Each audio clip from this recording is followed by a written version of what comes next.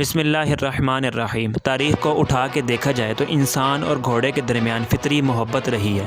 گھوڑے کو تاریخ کا ایک خاص مقام حاصل ہے کیونکہ اس نے جنگ، نقل و حرکت، پیداواری صلاحیت اور زراعت میں انسان کی خدمت کی ہے، اور یہی وجہ ہے کہ اس نے بہت ساری پہچان اور عزت حاصل کی ہے۔ گھوڑے کے بارے میں سوچتے وقت بڑی خوبیاں ذہن میں آتی ہیں، جیسے طاقت، شرافت، وفاداری، آزادی اور خوبصورتی۔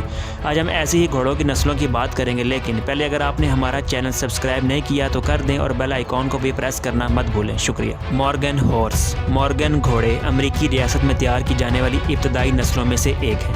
مورگنز نے امریکی تاریخ کے دوران بہت سے کردار ادا کیے۔ انہوں نے کوچ گھوڑوں، عمومی سواری والے جانوروں اور یہاں تک کہ امریکی خانہ جنگی کے دونوں اطراف کیلوری گھوڑوں کی حیثیت سے خدمت انجام دی۔ اس نسل کو ہمیشہ اس کی خدمت کی وجہ سے سراہا جاتا ہے۔ ہاف لنگر۔ اس نسل کو الیگنیسی کے نام سے بھی جانا جاتا ہے۔ اس نسل کو 19ویں صدی کے آخر میں اسٹریا اور شمالی اٹلی میں تیار کیا گیا تھا۔ ان کے پاس ایک مخصوص چال ہے جو توانائی، بخشش اور ہموار ہونے کی حیثیت سے بیان کی گئی ہے۔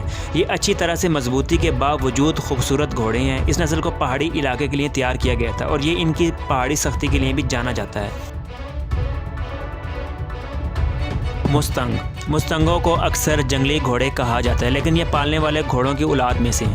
انہیں زیادہ مناسب طور پر فیرل گھوڑے کہا جاتا ہے۔ اصلی مستنگ گھوڑے نوآبادیاتی ہسپانوی گھوڑے تھے، لیکن وقت کے ساتھ ساتھ وہ دوسرے گھوڑوں کے ساتھ مل گئے۔ ان گھوڑوں کو ایک اچھی برداشت کے لیے جانا جاتا ہے۔ اکھل ٹیک۔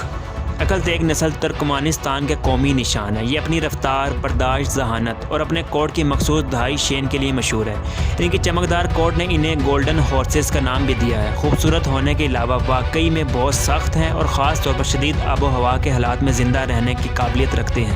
ان کے بارے میں کہا جاتا ہے کہ یہ دنیا میں قدیم ترین گھوڑوں کی نسلوں میں سے ایک ہے۔ ایپالوسا۔ یہ امریکی نسل کے گھوڑے کو اس کے مخصوص داغدار کوٹ کے لیے بڑے پیمانے پر پہچانا جاتا ہے۔ اس کا نام غالباً ایک پلوس ندی کی وجہ سے ہے۔ 1877 میں پر جنگ کے بعد یہ نسل تقریباً غائب ہو گئی تھی، لیکن کچھ سرشار نسل دینے والوں کی بدولت اس نسل نے امریکہ میں سب سے زیادہ مقبول نسلوں میں سے ایک بننے کا اعلان کیا۔ 1975 میں اس کو ایڈاہو کا سرکاری گھوڑا نامزد کیا گیا۔ اندالوسین۔ اس گھوڑے کو خاص ہسپانوی گھوڑے کے نام سے بھی جانا جاتا ہے۔ یہ جزیرہ نما جزیرے پر پالا ہوا ایک گھوڑا ہے۔ اس کو 15ویں صدی میں باضابطہ طور پر ایک نسل کے طور پر تسلیم کیا گیا تھا۔ پوری تاریخ میں اندلس کو جنگی گھوڑے کی حیثیت سے اپنی صلاحیتوں کے طور پر پہچانا جاتا رہا ہے اور شرافت کے ذریعے اس کو انتہائی قیمتی حیثیت حاصل ہے۔ پورے یورپ کے کنگز اندلس کے گھوڑوں پر سوار ہوئے تھے۔ اگرچہ ان کی تاریخ جنگ کے گھوڑوں کی حیثیت سی ہے، لیکن یہ اپنی ذہانت، حساسیت اور قابلیت کے لیے بھی جانے جاتے ہیں۔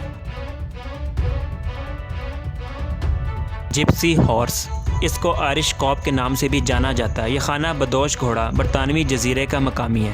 یہ خاص طور پر برطانیہ اور آئرلینڈ کے خانہ بدوش سفر کرنے والوں سے وابستہ ہے۔ 1996 تک اس کو نسل نہیں سمجھا جاتا تھا۔ اس نسل کو پالنے کے لیے اس کے لمبے لمبے بالوں جو گھٹنوں سے نیچے شروع ہوتے ہیں اور کھروں کے اوپر بہتے ہیں، ان کے لیے بہت قیمتی ہیں۔ ان خانہ بدوش گھوڑوں کو رومی اور برطانیہ نے ورلڈ وارز یا ویگنوں کو کھینچنے کے لیے پالا تھا، جس میں وہ رہتے اور سفر کرتے تھے۔ عرابین ہارس۔ یہ مخصوص شکل اور اونچی دم والا عربی گھوڑا دنیا میں سب سے زیادہ پہچانا جاتا ہے۔ العرب کے آبائی علاقوں میں رہنے والی یہ نسل دنیا کے قدیم نسلوں میں سے ایک ہے۔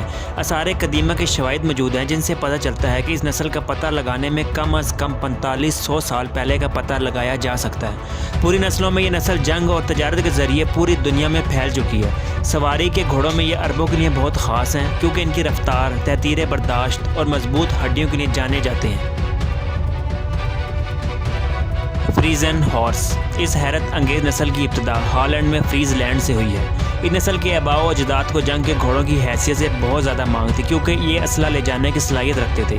ان کی مقبولیت کے باوجود یہ نسل کافی حد تک ختم ہو چکی تھی، لیکن حالیہ دہائیوں میں یہ نسل ایک بار پھر مقبولیت میں بڑھ رہی ہے۔ ہم کوشش کرتے ہیں ہمیشہ آپ کے لیے کچھ ایسا لے کر آئیں جس سے آپ کی معلومات میں اضافہ ہو اور آپ کو دنیا کی حقیقت سے بھی آگاہی حاصل ہو سکے۔ معزز سامعین، اگر ہماری ویڈیو پسند آئے تو اپنی رائے سے ہمیں ضرور آگاہ کیجیے اور چینل کو سبسکرائب کر کے بیل آئیکن کو پریس کرنا مت بھولیں۔ شکریہ۔